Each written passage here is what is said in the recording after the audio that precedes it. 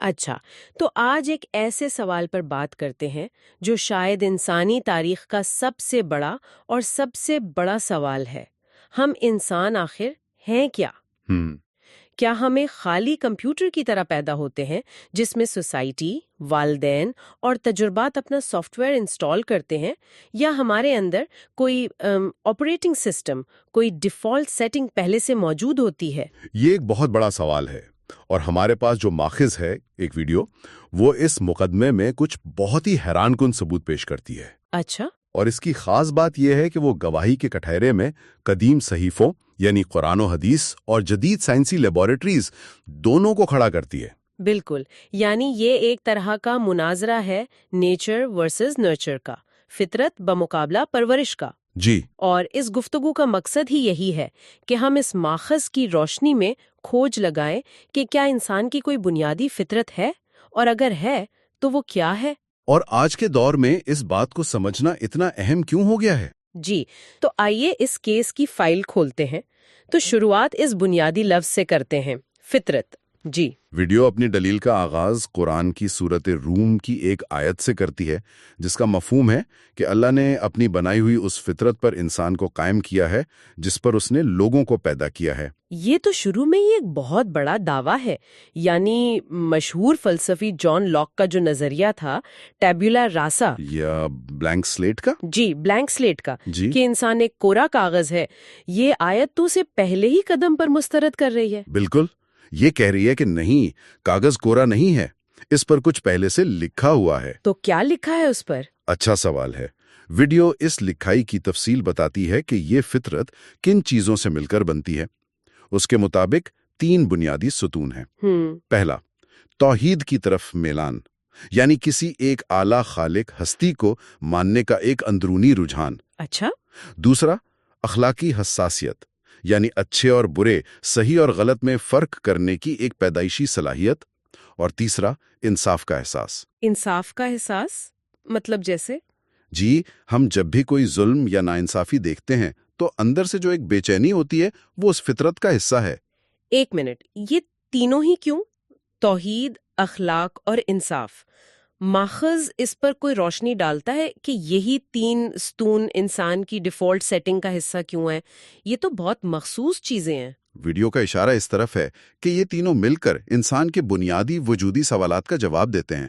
میں کون ہوں اور کہاں سے آیا ہوں، اس کا جواب توحید دیتی ہے۔ کہ تم میں خالق کی مخلوق ہو۔ بالکل، مجھے اس دنیا میں جینا کیسے ہے، اس کا جواب اخلاقی حس دیتی ہے۔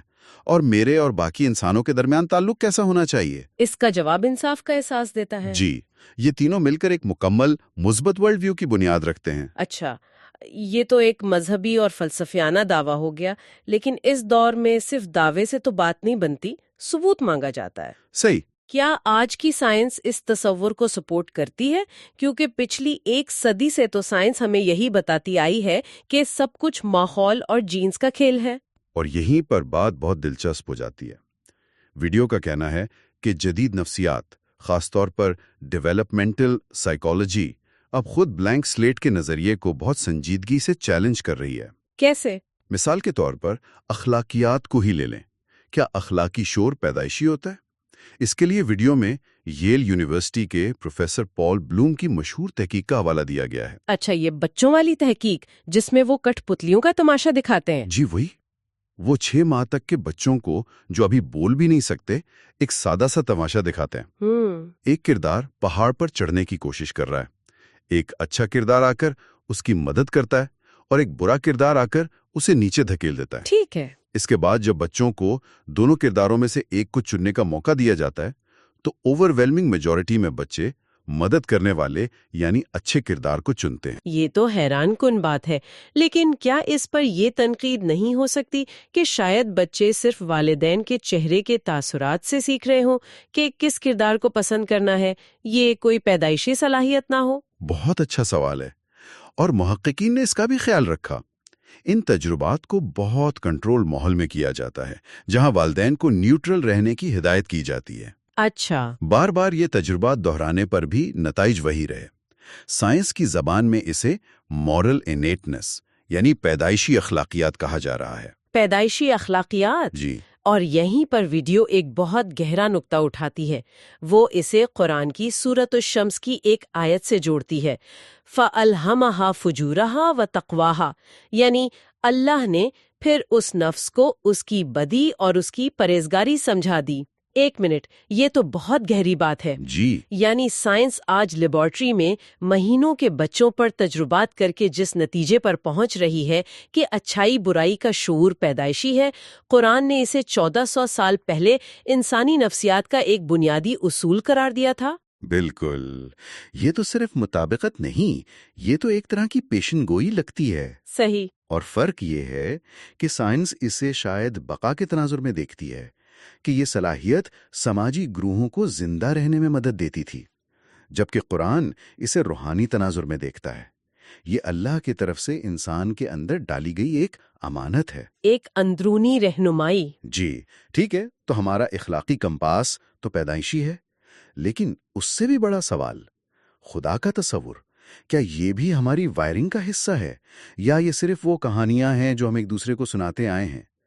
اس نقطے پر ویڈیو آکسفورڈ یونیورسٹی کے جسٹن ایل بیرٹ کی تحقیق کا حوالہ دیتی ہے، جو کوگنیٹو سائنس آف ریلیجن یعنی مذہب کی علمی سائنس کے بانیوں میں سے ہیں. اچھا. ان کی کتاب کا نام ہی بورن بلیورز ہیں، یعنی پیدائشی مومن. ان کی تحقیق یہ کہتی ہے کہ بچے، چاہے انہیں کوئی مذہبی تعلیم نہ بھی دی جائے، قدرتی طور پر کسی ڈیزائنر یا خالق کے تصور کو قبول کرنے کی طرف مائل ہوتے ہیں. مطلب اگر آپ ان سے پوچھیں کہ درخت اور پہاڑ کس نے بنائے تو ان کا ذہن فوراً کسی بنانے والے کی طرف جاتا ہے. بالکل. یعنی الحاد، ایتھیزم، جی، ایک سیکھی ہوئی چیز ہے، جبکہ ایمان ایک فطری جھکاؤ. یہ تو عام تصور کے بالکل الٹ ہے. جی. کم از کم کھلمی سائنس کا یہ شعبہ یہی کہہ رہا ہے کہ انسانی دماغ قدرتی طور پر خدا پرست ہے، یعنی نیچرلی تھیسٹک. اور یہاں ویڈیو ایک اور گہرا روحانی سوال اٹھاتی ہے.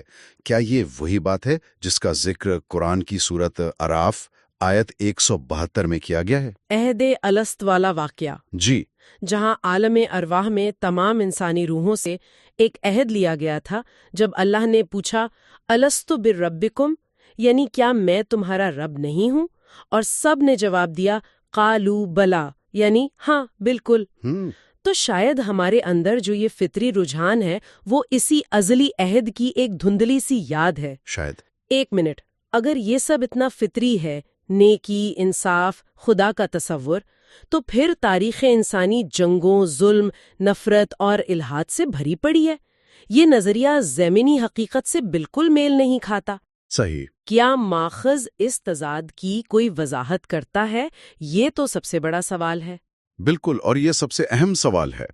اس کا جواب ویڈیو ایک بہت ہی مشہور حدیث سے دیتی ہے. اچھا. نبی اکرم صلی اللہ علیہ وآلہ وسلم نے فرمایا، جس کا مفہوم ہے ہر بچہ فطرت پر پیدا ہوتا ہے، پھر اس کے والدین اسے یہودی، نصرانی یا مجوسی بنا دیتے ہیں. اچھا، تو یہاں سے دوسرا کردار یعنی پرورش یا ماحول سٹیج پر آتا ہے. جی. فطرت ایک بیج ہے، لیکن وہ کس زمین میں گرتا ہے یہ اس کا مستقبل طے کرتا ہے. آپ نے بالکل صحیح کہا. فطرت ایک پوٹینشل یعنی صلاحیت ہے، ماحول اسے حقیقت میں بدلتا ہے یا دبا دیتا ہے. جیسے اگر بیج کو زرخیز زمین، پانی اور سورج کی روشنی ملے تو وہ ایک تناور درخت بنتا ہے، لیکن اگر اسے پتھریلی زمین پر پھینک دیا جائے یا زہریلا پانی دیا جائے تو وہ یا تو اگے گا ہی نہیں یا پھر ایک ٹیڑھا میڑا کمزور پودا بنے گا. بالکل. یہ والدین، معاشرہ اور تعلیم کا کردار ہے. اور جدید نفسیات تو اس بات کی گواہی دیتی ہے. سوشل کنڈیشننگ اور ماحولیاتی اثرات جیسے تصورات تو نفسیات کی بنیاد ہیں. جی، اور ویڈیو اس کے لیے جان بالبی کی اٹیچمنٹ تھیوری کی بہترین مثال دیتی ہے. وہ کیا ہے؟ اسے ایسے سمجھیں کہ بچپن میں والدین کے ساتھ ہمارا تعلق ہماری شخصیت کا آپریٹنگ سسٹم انسٹال کرتا ہے. اچھا. اگر وہ تعلق محفوظ اور محبت بھرا تھا تو ہمارا او ایس مضبوط ہوگا اور ہم دنیا سے اعتماد کے ساتھ ڈیل کریں گے. لیکن اگر وہ تعلق غیر یقینی، نظر اندازی یا خوف پر مبنی تھا تو ہمارے او ایس میں وائرس آ جاتے ہیں. جو بعد کی زندگی میں ہر رشتے، ہر فیصلے اور خود اعتمادی میں مسائل پیدا کرتے ہیں. جی. یہ تو بالکل وہی بات ہوئی جو حدیث کہہ رہی ہے، بس زبان سائنسی ہے. یہ واقعی دلچسپ ہے کہ اسلام نے والدین کے اس فیصلہ کن کردار پر 1400 سال پہلے اتنا زور دیا تھا۔ جی بالکل۔ لیکن ایک اور سوال ذہن میں آتا ہے، اگر ماحول فطرت کو دبا دے یا اس کا رخ موڑ دے تو کیا وہ مکمل طور پر مر جاتی ہے؟ کیا واپسی کا کوئی راستہ نہیں؟ ویڈیو کا جواب ہے نہیں، فطرت مکمل طور پر ختم نہیں ہوتی، وہ راکھ کے نیچے ایک چنگاری کی طرح ہمیشہ موجود رہتی ہے۔ اچھا؟ آپ اسے دبا سکتے ہیں، اس کا گلا گھونٹ سکتے ہیں، لیکن اسے مار نہیں سکتے۔ اس کی کیا دلیل ہے؟ دلیل ہماری اپنی زندگی ہے۔ ویڈیو کے مطابق جب کوئی انسان شدید مصیبت میں ہوتا ہے، جب سارے سہارے ٹوٹ جاتے ہیں، چاہے وہ کتنا ہی بڑا دہریہ کیوں نہ ہو، جی، اس کے دل کی گہرائیوں سے ایک پکار اٹھتی ہے آسمان کی طرف۔ وہ غیر شعوری طور پر خدا کو پکارتا ہے۔ صحیح۔ اسی طرح جب ہم کسی معصوم پر ظلم ہوتا دیکھتے ہیں تو ہمارا دل کیوں دکھتا ہے؟ یہ فطرت کی آواز ہے۔ جب ہم کوئی بے غرض نیکی کا کام دیکھتے ہیں تو آنکھوں میں آنسو کیوں آ جاتے ہیں؟ یہ فطرت کا رد عمل ہے۔ یہ وہ چنگاری ہے جسے صحیح وقت پر ہوا ملے تو وہ دوبارہ بھڑک اٹھتی ہے۔ تو پھر اس ساری بحث کا آج کے دور سے کیا تعلق ہے؟ ٹھیک ہے، یہ ایک دلچسپ علمی اور نفسیاتی بحث ہے، لیکن آج کے مسائل، آج کی دنیا میں اس کی کیا اہمیت ہے؟ ویڈیو کے مطابق اس کی آج سب سے زیادہ اہمیت ہے، کیونکہ آج کا دور دراصل فطرت کے خلاف بغاوت کا دور ہے۔ فطرت کے خلاف بغاوت؟ جی، جدید دنیا کے بہت سے بحرانوں کی جڑ انسان کا اپنی اس بنیادی فیکٹری سیٹنگ سے دور ہونا ہے۔ مثلاً کون سے بحران؟ ویڈیو میں کئی مثالیں دی گئی ہیں۔ اخلاقی نسبیت یعنی مورل ریلیٹیوزم، یعنی یہ نظریہ کہ اچھائی اور برائی کی کوئی حتمی حقیقت نہیں، سب اپنی اپنی جگہ ٹھیک ہے۔ بالکل۔ پھر شناخت کا بحران یعنی آئیڈینٹی کرائسس، جہاں لوگ یہ نہیں سمجھ پا رہے کہ وہ کون ہیں، ان کی زندگی کا مقصد کیا ہے، اور جنسیت کی الجھنیں۔ جینڈر کنفیوژن، جو آج ایک بہت بڑا سماجی مسئلہ بن چکی ہے۔ جی، آئیے اس میں سے ایک کو پکڑتے ہیں، مثلاً شناخت کا بحران۔ ماخذ اسے فطرت سے دوری سے کیسے جوڑتا ہے؟ یہ تعلق کیسے بنتا ہے؟ اس کا استدلال بہت دلچسپ ہے۔ وہ کہتے ہیں کہ فطرت آپ کو ایک بنیاد، ایک اینکر فراہم کرتی ہے کہ آپ کون ہیں۔ آپ ایک عظیم خالق کی بہترین مخلوق ہیں، آپ کا اس دنیا میں ایک مقصد ہے، اور آپ کے لیے اچھائی اور برائی کے پیمانے واضح ہیں۔ جی، جب آپ اس فطری بنیاد کو ہٹا دیتے ہیں تو آپ ایک خلا میں رہ جاتے ہیں۔ پھر آپ اپنی شناخت کہاں سے لیں گے؟ سوشل میڈیا کے ٹرینڈ سے، کارپوریٹ برانڈنگ سے، یا بدلتے ہوئے سیاسی نعروں سے بنانے کی کوشش کرتے ہیں۔ اور چونکہ یہ سب چیزیں ہر روز بدلتی ہیں، آپ کی شناخت بھی ریت کی طرح آپ کی مٹھی سے پھسلتی رہتی ہے۔ اسی لیے آج کا نوجوان اتنا بے چین اور کنفیوزڈ ہے۔ بالکل۔ یہ تو بہت گہرا تجزیہ ہے، یعنی ڈپریشن اور بے چینی جیسے مسائل صرف کیمیکل کا عدم توازن یا سماجی دباؤ نہیں، بلکہ ان کی ایک روحانی جہت بھی ہے۔ یہی تو بات ہے۔ یہ اپنی اصل سے کٹ جانے کا درد ہے۔ بالکل۔ ویڈیو کا دعویٰ یہی ہے کہ جب انسان اپنی یوزر مینول کے خلاف جاتا ہے تو اس کا نظام خراب ہو ہی جاتا ہے۔ یہ مسائل فطرت سے بغاوت کے سائیڈ ایفیکٹس ہیں۔ تو آج کی اس پوری گفتگو کا خلاصہ یہ نکلتا ہے کہ اسلامی نقطہ نظر اور جدید سائنسی تحقیق دونوں ایک ہی سمت میں اشارہ کر رہے ہیں۔ جی، کہ انسان ایک خالی تختی نہیں ہے، بلکہ اس کے اندر ایک پیدائشی اخلاقی اور روحانی کمپس نصب ہے، جسے اسلام کی زبان میں فطرت کہتے ہیں۔ اور دوسرا بڑا نقطہ یہ کہ ہمارا ماحول، ہماری پرورش اور ہمارے ذاتی انتخاب اس فطرت کو یا تو پروان چڑھاتے ہیں اور ایک خوبصورت شخصیت تعمیر کرتے ہیں، یا پھر اسے دبا کر ایک الجھی ہوئی اور بے چین شخصیت کو جنم دیتے ہیں۔ بالکل۔ اور اس ماخذ کا جو حتمی پیغام ہے وہ یہ ہے کہ حقیقی سکون اور اطمینان کسی باہر سے لائے گئے مصنوعی نظام کو اپنانے میں نہیں، بلکہ اپنی اس اصلی اندرونی فطرت کی طرف واپس لوٹنے میں ہے۔ جی، جیسا کہ قرآن کی مشہور آیت ہے، الا بذکر اللہ تطمئن القلوب، خبردار، اللہ ہی کے ذکر سے دلوں کو اطمینان نصیب ہوتا ہے۔ ویڈیو کے مطابق اسلام انسان پر کوئی باہر سے نظام مسلط نہیں کرتا، بلکہ وہ اس کی اپنی ہی بھولی ہوئی دبی ہوئی فطرت کو بیدار کرتا ہے اور اسے اس کے رب سے جوڑتا ہے، جس کی یاد اس کے اندر پہلے سے موجود ہے۔ جی۔ اور جاتے جاتے ہم ایک سوال کے ساتھ چھوڑے جا رہے ہیں جو اس ویڈیو نے بھی آخر میں اٹھایا ہے۔ یہ ایک ایسا سوال ہے جس پر ہم سب کو خاص طور پر والدین، اساتذہ اور معاشرے کے رہنماؤں کو بہت گہرائی سے غور کرنے کی ضرورت ہے۔ سوال یہ ہے کہ اگر ہر بچہ فطرت اسلام یعنی ایک صحیح اور سلیم فطرت پر پیدا ہوتا ہے تو پھر ہماری نسلیں ایمان اور اپنی اصل سے دور کیوں ہو رہی ہیں؟ ہماری پرورش میں، ہمارے ماحول میں اور ہمارے نظام تعلیم میں وہ کیا کمی ہے جو اس فطری پودے کو پانی دینے کے بجائے اسے جڑ سے اکھاڑ رہی ہے؟